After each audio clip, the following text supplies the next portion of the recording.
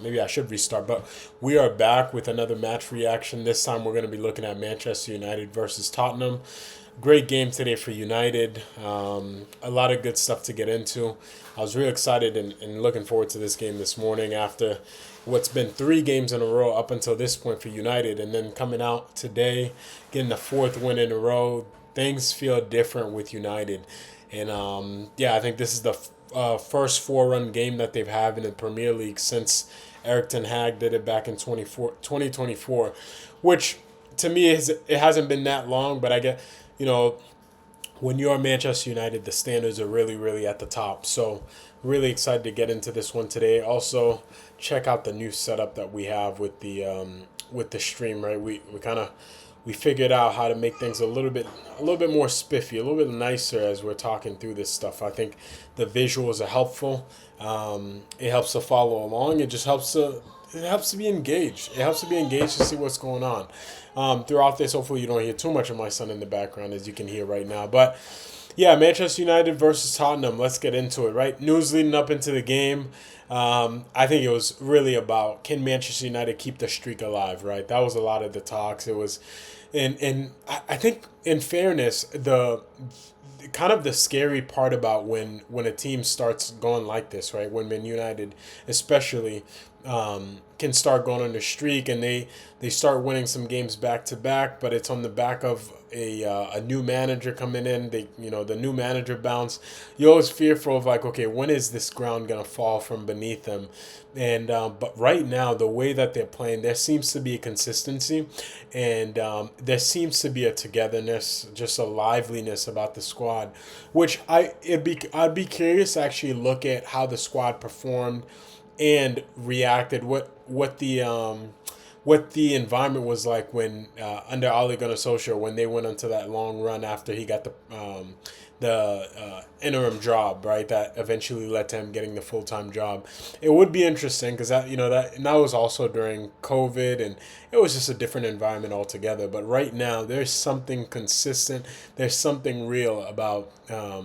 That looks about Man United right now. And I think the news continues to be can they keep this consistency in their form, the way that they're playing, the energy, the players being bought in, the players supporting one another and not knocking each other down, but really seeming at least on the field and in the cameras to want to see other guys succeed. It's unique. You want to be a fan of a team like that, and I'm sure you definitely want to be a player on a team like that. And listening to Carrick, he did an interview, over the past few days, and he was talking about some of that buzz around the field. I mean, on the pitch during practice, and over at Carrington, right? And he talks about that there's a new feel in there, and he's been really excited and proud about how the guys have just rallied around each other.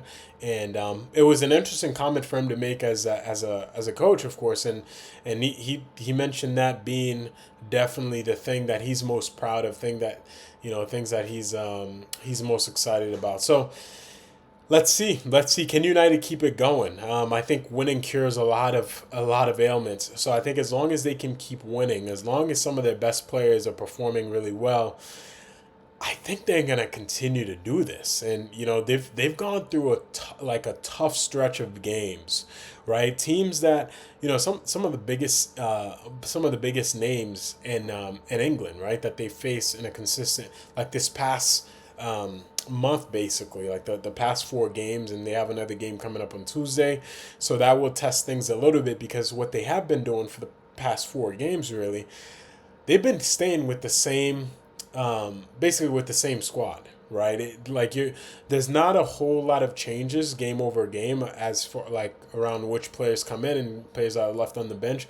Of course, Dogur gets injured. He pulls his hamstring. He's out for a little bit, so we saw Cunha come in his place. But for the most part, they have been consistent with the squad. Now, I don't think that will necessarily be the case on Tuesday. Today's Saturday, and they're playing on Tuesday. I think they'll want to rest maybe some key players, right? Or at least manage their minutes a little bit. So I think we'll see a little bit more switch up coming up on Tuesday. just because that's just the nature of it, right? The body needs rest, and these players need rest. Even though they're top of their game athletically, they're some of the most in shape humans out there. So, but they still need that. But going into the game, I think my players to watch were definitely Kobe Mainu was top of the list. He has been playing phenomenal ever since Michael Carrick came in, and obviously he jumped right back into the fold. But to be fair, the guy has been playing amazing, right? He's been a true workhorse throughout the entire games that he's played, and he's playing long minutes too. I mean, he's playing really long minutes, but there's a relentlessness about him. There's an energy about him. There's not giving up on a play, and he's going box to box, right? So he's getting back on defense. He's attacking. He's supporting the attack.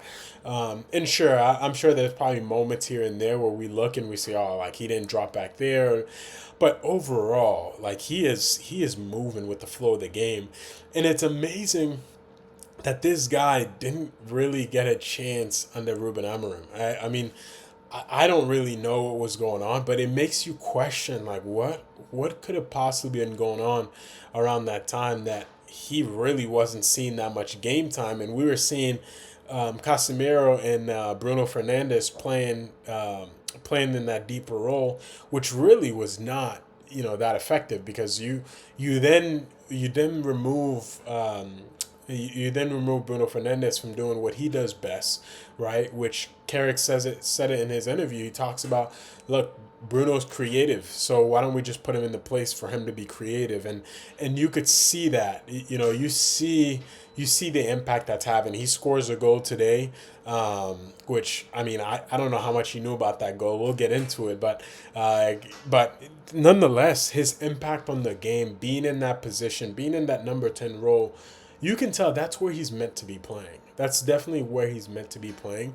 So it's going to be exciting to see how things shake up for the rest of the season.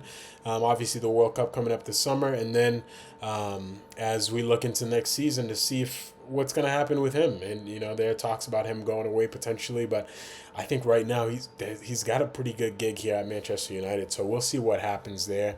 And the last guy that I really thought highly of, and I keep an eye on him is Lamens. I mean, the amount of confidence that you have as a team and as a defense when you have a goalkeeper back there that you just trust in and that you have confidence in, right? Somebody who's going to take command of his box. Somebody's going to take command of that that final area before his goal. I think he makes a tremendous amount of difference. Like I hate it. I always hated playing goalkeeper, but there was a difference when I always knew that there's a difference when you have a goalkeeper back there that you're like, oh, this guy's he's gonna make a difference, right? And the defense feels different because you're a little bit more relaxed, right? You're a little bit more relaxed in the sense, like you're able to play freely and more confidently, and sometimes even be more aggressive and more decisive. I think that's what Lamens brings for Manchester United, and with his consistency so far, he's been very consistent ever since he stepped foot. At Old Trafford. So, another clean sheet for him today. I'm excited for that too. I think you always want to see your goalkeepers get clean sheets, so that was really great for him to get today.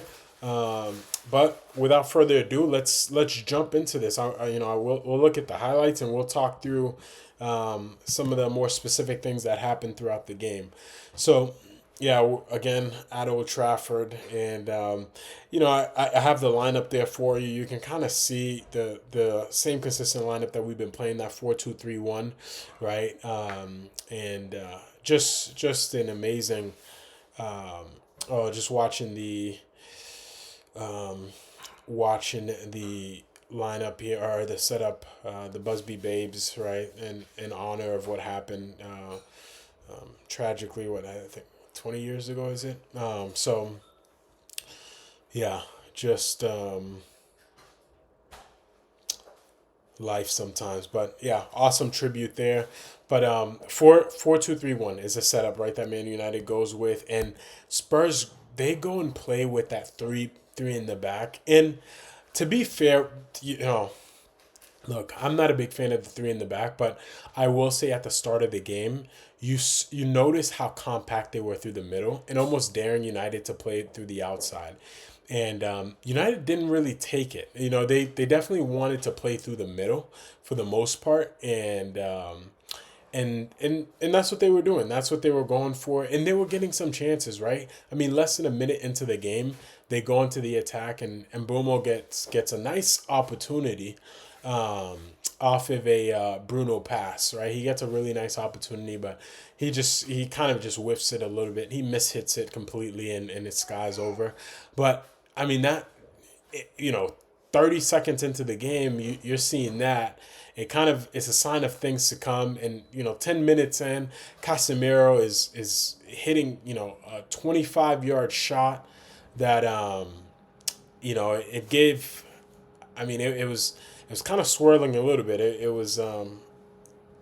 looked to be more threatening, but I mean, I think in the end it was kind of in a good spot for Vicario. Like I don't think it was going to give him too much trouble, but he did have to get behind that one. So that ball was moving. But yeah, no, there were some great signs from United early on, which told me that even though things were really compact in the middle and they were trying to go play through the middle, that they were still going to get some opportunities throughout the game, and they sure did, right? They sure did, and things of course opened up more once we get to the red card, right?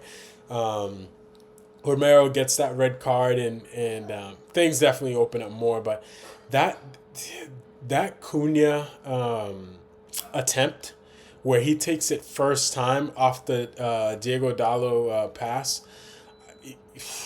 That would have been a beautiful goal if it went in.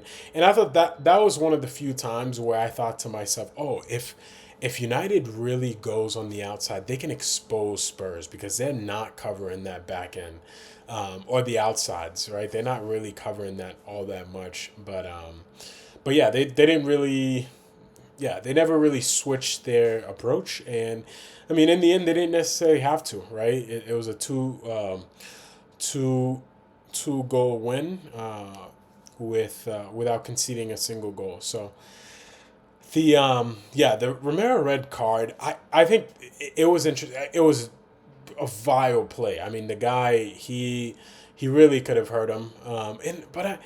To be fair, for the most part, I don't think that he's intentionally trying to do um, anything to hurt Casemiro there. And to be fair, I think the last bit of it, like the extra step, um, you know, it, the extra step does make you question if whether or not he was trying to hurt him. But at first, I thought it was just a clumsy play by a defender who's not really great on the ball. At first, that's what I thought. But when you look at it on replay and you look at it on slow motion, it sort of looks like he leaves his foot out there just for a little bit longer than he really needed to. Um, but yeah, no, but from that point on, I think United just it was only a matter of time until they were going to score, right? I mean, they were getting chances with 11 guys on the field, and now they're going up against 10, right? So I think that numerical advantage was gonna come into play anytime soon. But that goal, that set piece goal off the corner kick was just amazing. The way that Brian Mbomo he finishes that, because there was so much class with the way that he finished that goal, right? I think he lines up as if he's gonna take a really really big hit, but he just slides the ball into the bottom of the net, right into the bottom corner there. He just kind of slides it in and directs it in, and it was a beautiful goal. It was a peach of a goal. But yeah, it definitely surprised me. I expected him to just put all his power behind that one, but yeah, really great goal, and he's got his little celebration that he does there too, and so great stuff for them there. So up 1-0, and Yeah, Casemiro off another corner kick almost gets the second. Really nice header there for him, but Vicario just there to match the quality from Casemiro and keep them at just one goal deficit. But yeah, no, throughout the game, I thought, yeah, again, I thought Spurs, they definitely had their moments. They had their moments, but never did you feel like with any of their moments that they were necessarily um, they were necessarily going to be in control of the game and that they were going to take control from United during the game. So, yeah, Ahmad goes ruled out for he was offsides there. Kind of clear that he was offsides, but again, just signs of United just being threatening throughout the game, and they would continue to be threatening. And I thought Kobe Mainu again. I think he just had a really good game. There were a few times where I thought he had the simple pass to make and chose not to make the simple pass. Um, and I think sometimes you just have those games, right? Especially when you're you're you're up a goal, but at the same time you're feeling pretty confident about um, your ability to be able to close the game out with a win. I think that's kind of what we saw, and so I think that confidence led to some bold choices with the ball, bold passes that he was trying, but overall played really well. I think next time we'll have to get into player ratings and do our own player ratings. I mean, peak confidence, right? You got Bruno Fernandes trying Rabonas from outside the box to cross it in. I mean, that just tells you a little bit about how this game was going for United and how confident they ultimately felt about about how things were going. And again, United create another opportunity, but offside flag went up almost immediately. Vicario really bad pass as he's trying to get rid of the ball, and I mean as he's trying to clear the ball away. Just really poor pass, but and they almost get caught out there, but the the assistant there was spot on to call the asides as soon as it happened. So yeah, and defensively, I thought United played well. I mean, except for that, except for the one time where I think it was Luke Shaw that he makes a, just a errant pass back, trying to, you. It was hard to really tell what he's trying to do. I think maybe he just thought there was just more of his guys there than there were Tottenham players. But Xavi Simons gets like a really nice hit with his left, which it could have been really problematic for United, but it just went wide. And yeah, so Bruno scores that second goal in the 80th minute. It's watching it back. You question like, did he know, and did he know that ball was gonna come to him, and he intentionally hits it, or does it, it's just a little bit of a luck that it hits him in the shins, and the direction that he's going in is sort of like directly facing that corner of the goal. So I think it was a little bit of both. I think there's a little bit of anticipation by him, but I think there was also a part of it him not really knowing what was going on there. But right place, right time, playing that number 10 role. He was exactly where he was supposed to be. He was crashing right after the number 9.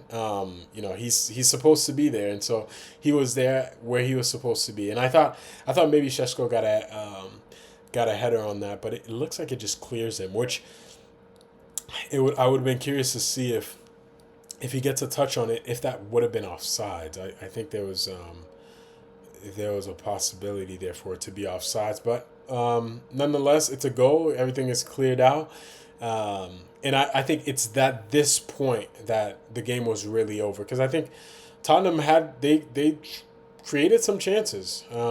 They created some chances for themselves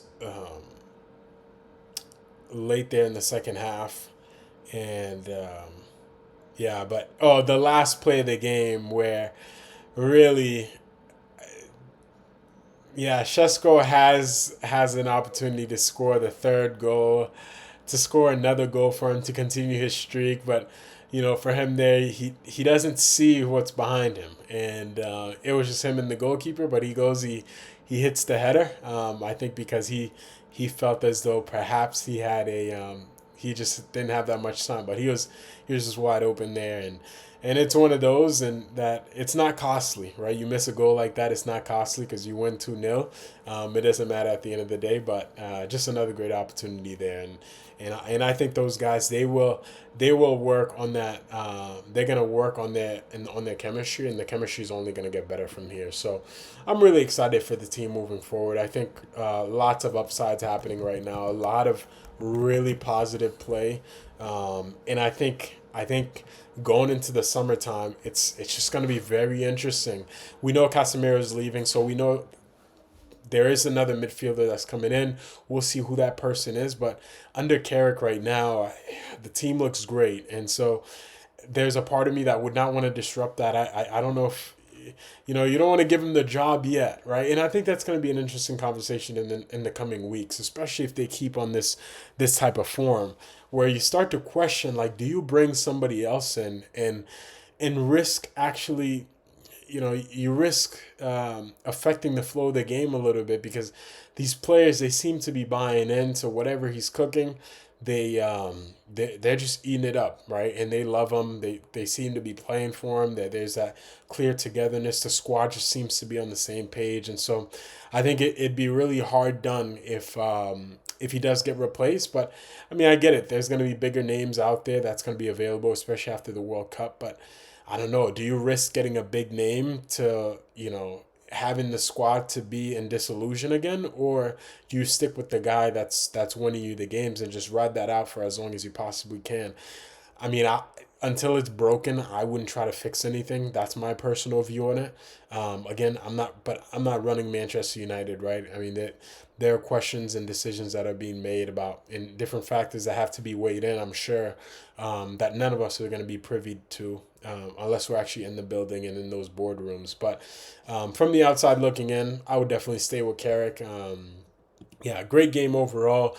I mean, look, I mean, I have the stats there for you. I mean, overall, United basically dominated every single stat line, right? I think the shots and shots on target was just very telling of the kind of game you had. 23 to 5 shots, 9 shots on target to 1, 64% possession, just way more going. Again, I think part of it too is it's just a factor of you having